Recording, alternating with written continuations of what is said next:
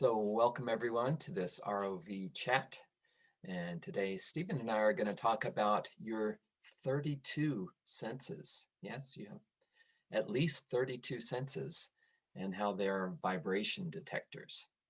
And this topic came up because Stephen and I are reading this brilliant book, Energy Medicine by Dr. James Oschman. And right at the very beginning of this book, he has a section where he talks about different forms of energy in nature and our ability to sense them. And in subtle energy meditation, the very first thing we do is talk about turning inward and starting to become aware of the wealth of inner senses and inner sensory information that's available inside beyond the external world of the five senses. So I thought I'd just begin by reading through some of these 32, and of which we actually looked on. Guy Murchie is the person who put this list out. He has a website and he lists even more than this, but let's just to get a sense for the spectrum and the breadth of this, I'll read through these senses. So first we have sense of sight, sense of one's visibility or invisibility, which has to do with sense of presence, sensitivity to non-visible radiations, such as radio waves, X-rays, and gamma rays. Yes, we can actually feel that. Temperature sense, electromagnetic sense, which includes the ability to generate an electric current, something that we know a lot about in subtle energy meditation, something that we learn to feel and generate. Hearing, including sonar and detection of infra and ultrasonic frequencies beyond human awareness. Pressure awareness. Touch, including on the surface of the skin and awareness of muscular motion. Vibration awareness of heartbeat, blood circulation, breathing, and other bodily functions. The sense of weight and balance, a gravitational sense. The sense of space. That's my favorite right there. We'll talk more about that. Coriolis sense, or the awareness of the Earth's rotation. Smell, taste, appetite, hunger. Humidity sense, including thirst. Pain, external and internal distress. Fear, the procreative urge, sexual awareness. Sense of time, aesthetic sense of beauty. You see something beautiful, it has a particular sensation to it. Sense of relaxation and sleepiness. Sense of direction or navigational sense. Sense of knowing and other intuitive senses, such as clairaudience, clairvoyance, clairsentience. So we have a wealth of sensory information in so many different dimensions that we can learn to tune into. And to just wrap up this reading from Oschman, he says many, if not all, of the sensory systems are vibration detectors. Vibration, in turn, is one of the most important characteristics of the energies within and around us. In other words, virtually all energies are rhythmic. They are rarely constant, but vary from time to time, often coming in pulses or oscillations. And it's those vibrations which we are able to pick up in all these dimensions. So this is such a rich wealth of inner information. And Stephen, I know you have a few examples to share about this. Yeah, thank you, Kevin. It certainly is a rich conversation, and I think whenever I listen to the list, I always think what an incredible education system we would have if we schooled our children in this right from the very early ages. So when we look deeply into this, we know that there are lots of outer forms of this energy or these forms of energy and lots of inner forms. And so Kevin was speaking about hearing, for example. We can hear sounds in our environment, but we can also hear sounds within. So especially one of the things that Kevin and I have taught for a number of years is about subtle energy vibration and subtle energy meditation. And I think when you realize the length and breadth and depth of this, the power of really understanding the many levels of vibration and the senses, is that you start to understand how we can access the inner world. So I know in the discussions, for example, that Mingyur Rinpoche has been sharing in the Dzogchen teachings, he speaks a lot about the interrelationship between the body, or these outer sensations, the subtle energy as the bridge to then the inner pure awareness. So this is a really crucial pointing out. It's a really crucial piece of wisdom, I think, for all of us. So some simple examples. So we take sight, and traditionally we're viewing this world, most of us, through these eyes. And when you consider that the sight can mean both outer sight and inner sight in terms of inner vision, there is such an opening that comes through both the visible world and the invisible world. So every sense has these many more than two dimensions to each sense, or each sensation, or each energy. It's the same with this, with visibility or invisibility. So people say, oh, well, I can't be invisible. But when you think of invisibility and visibility in terms of luminescence and transparency and the way that we camouflage our presence or open presence, and you think of the ways perhaps maybe that you've been in society at a party and you've wanted to just shrink into the background, and somehow or other you actually manifest that, right? By literally simple things, by being quiet and wearing clothes that sort of blend into a background. So we sometimes do these things, this sense of presence or lack of presence, consciously or unconsciously. Sensitivity to invisible radiations like radio waves, X-rays, gamma rays. I'm sure you can remember a time when you went to get an X-ray and you can actually feel that sense of being scanned. It's whenever I go, it's a very noticeable sensation. So we're very sensitive to these, even though we may not necessarily be sensitive to them all the time. Temperature was a good one. I was speaking to my wife the other day, and she said, I don't know what it is about today, but I just want to hibernate. So it was really cold. The temperature had dropped significantly below zero, and we were all shivering, even though we just tend to have some simple heaters on the house rather than using air conditioning all the time, and sometimes we turn them off. So I mean, animals do this too, to escape the elements of the environment. And I think we do this quite unconsciously. There are days when you just want to lie in bed and don't want to get out.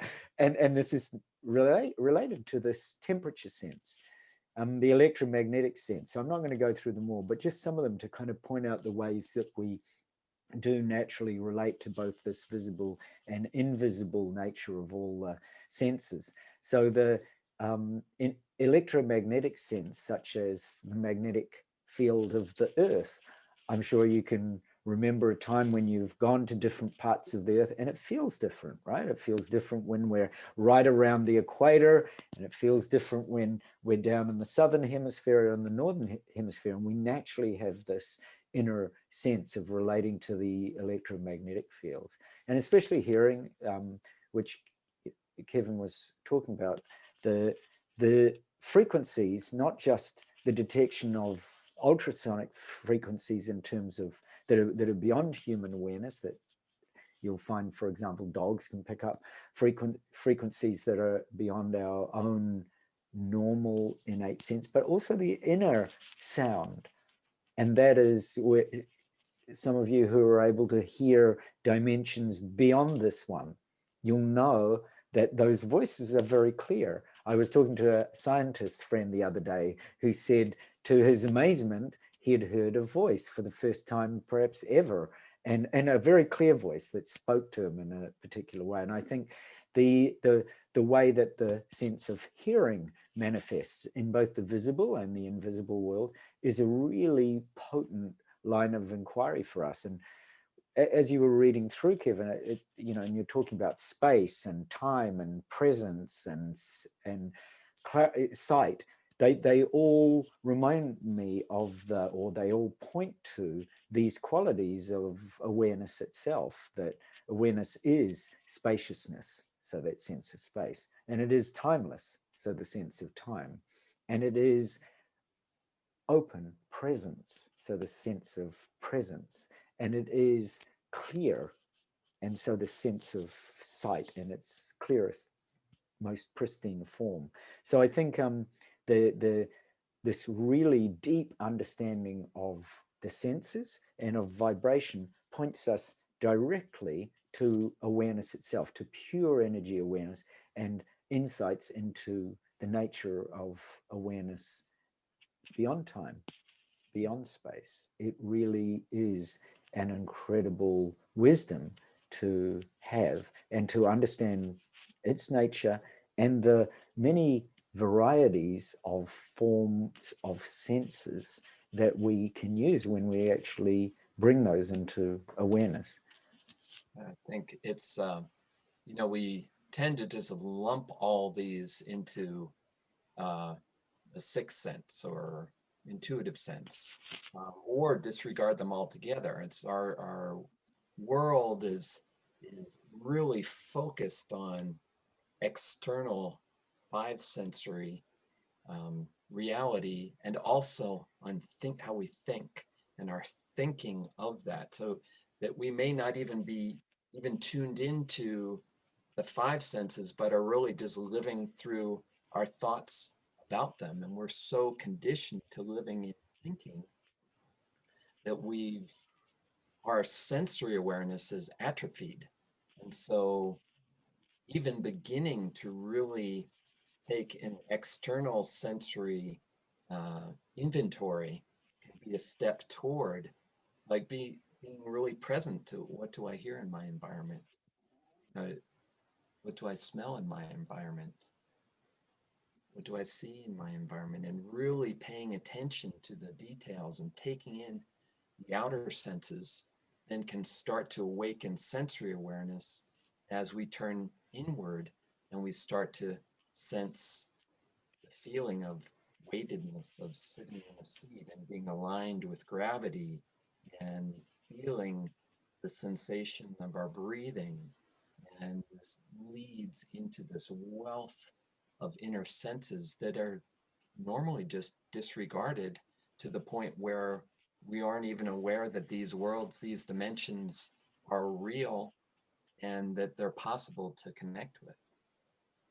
I absolutely agree. And Kevin, you spoke about, how we lump this into a sixth sense. And even though it's a discussion for later on, I think the topic of sixth sense touches us all in different ways. We can often find ourselves in families, for example, where one member of the family might be very scientific and be very connected with a very grounded view of reality and dismiss sixth sense, or the opposite can happen. We can be really feel very in touch with the sixth sense and kind of dismiss science. And one of the things this James' book has done for me is it's pointed out the really profound connections between the five senses and then the subtle senses beyond that, including the sixth sense. So when we, traditionally we think of the sixth sense as being a sense that maybe connects us in with intuition and remote sensing, telepathy, telekinesis, clairvoyance, and so on,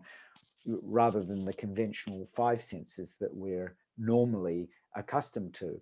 And we kind of think, oh yeah, well, that's all in the realms of clairvoyance or telepaths or whoever it is that we associate with the sixth sense. But these phenomena have been discussed at quite some length in scientific circles. And so many people and scientists view them as very important. So once we look at them, instead of just lumping them into the sixth sense, but start to actually look at them separately, as we've done in these, 32 plus senses, I think it starts to, you can explore it really very rationally, openly, clearly, and from both scientific perspective and a subtle energy perspective, because they're actually links, they're bridges. So even controversial topics like prayer or distant healing, you can discuss these phenomena in terms of energetics like quantum physics. And when we're talking about the basis for subtle energy meditation and techniques, and sometimes quite unconscious sensory phenomena, like for example when we're talking about presence and the invisible and visible sensory phenomena of camouflage, for example, in our life. I mean, when we look at when we consider these from quantum coherence, we actually can explore them in very, very logical ways. And the energy medicine from this scientific basis has really opened my eyes to the way so much of our reality is discounted and lumped, like exactly as you said, and then the rest of the reality is just, we only experience it from these five senses. Now clearly there's this beautiful tapestry of 32 plus layers of sensory and vibratory awareness points to quite a different reality, that we're, much like the six, if you sort of discard the sixth senses saying, that's only in the realms of something over there that I don't experience. Once you start to look at it in a different way, like gravity or like time or like space, you can start to develop a relationship to it and understand it from that much more grounded quantum physics perspective, and understand that these are actually senses we all have access to. We're just not conscious of. Right. These are, our body is subconsciously processing all these different vibratory frequencies all the time and orienting itself and accomplishing all our physiological processes with all that information all the time. We're just not aware of it. But as we begin to tune into it, we not only start to become aware of this amazing technology that is this body, but it also becomes a bridge that we can feel our connection into all these dimensions in the field around us as well and within each other. And so this awakening these different multi-dimensions of sensory awareness becomes a way of awakening our sense of connectedness within the whole field, where all these frequencies are active and interacting all the time. Beautifully said. I think that really it is this human energy field in touch with the entire energy field. It is a constant interaction, and as you said, it's just the value of having such an incredible vehicle is that we can actually go into it and learn about it in this way, and it completely has opened my heart and my mind and my eyes to all the incredible opportunities we don't avail ourselves to, because we tend to focus on just these few. We tend to focus on sight and sound. You sit down and you watch your television, you're aware of mostly two things. You're aware of the picture and you're aware of the sound. And even at that point, they often point out that the predominant feeling that we get is from the sound itself. So we're impacted. If you go along to an IMAX Star Wars movie and it's played at full volume, and there is a sense, a feeling of sound, but we tend to experience a lot of our life through those, right. It's just simplified down to these simple things because that's what our brain feels like it's capable of processing. When you look at it from all these other dimensions, you realize what an extraordinary interaction is occurring between this body and its environment.